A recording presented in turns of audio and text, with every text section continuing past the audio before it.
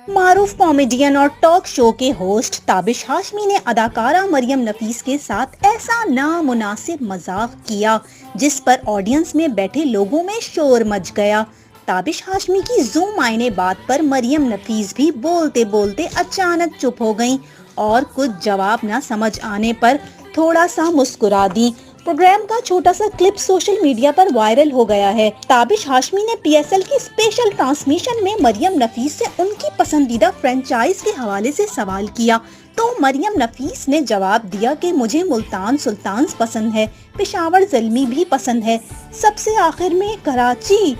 इस पर ताबिश हाशमी ने पूछा कि कराची किंग्स सबसे आखिर में क्यों?